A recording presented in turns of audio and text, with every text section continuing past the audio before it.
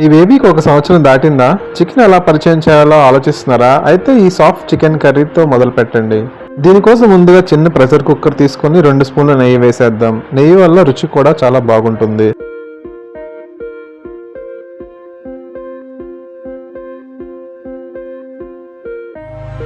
ఇప్పుడు కరివేపాకు, 1 లవంగం, 1 ఇలాచీ వేసి కొద్దిసేపు వేగనివ్వాలి. ఇప్పుడు ఉల్లిపాయ పేస్ట్ వేసేద్దాం.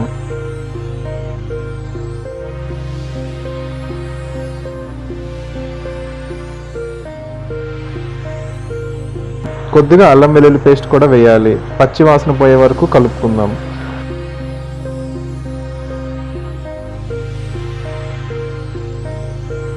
ఇప్పుడు చిన్న మెత్తటి చికెన్ పీసెస్ వేసేద్దాం. పిల్లలు తినడానికి సులభంగా ఉండే ముక్కలైతే ఇంకా చాలా మంచిది. ఇప్పుడు కొద్దిగా ఉప్పు, పసుపు, చాలా తక్కువ కారం కూడా వేసేద్దాం. పిల్లల కోసం చేస్తున్నాం కాబట్టి స్పైసెస్ ఎక్కువగా అవసరం లేదు.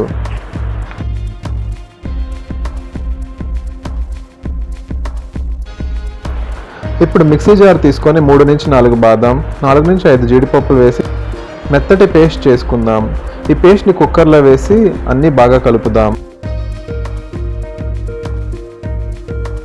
ఒకసారి బాగా కలుపుకొని ముక్కలు మునిగేంత వరకు నీళ్లు వేసుకుందాం.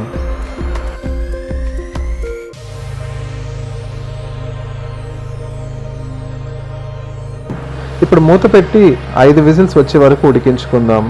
అంతే ఫ్రెండ్స్, మన బేబీ చికెన్ కర్రీ రెడీ. చూడడానికి సింపుల్గా ఉన్న పిల్లలకి బాగా నచ్చుతుంది. దీనిని రైస్లో సాఫ్ట్గా మ్యాష్ చేసి ఇవ్వచ్చు. మీ ఇంట్లో చిన్నారులు చికెన్ తింటే ఈ రెసిపీని ఒకసారి ట్రై చేయండి. ఇలాంటి మరిన్ని రెసిపీస్ కోసం ఛానల్ని సబ్స్క్రైబ్ చేయండి.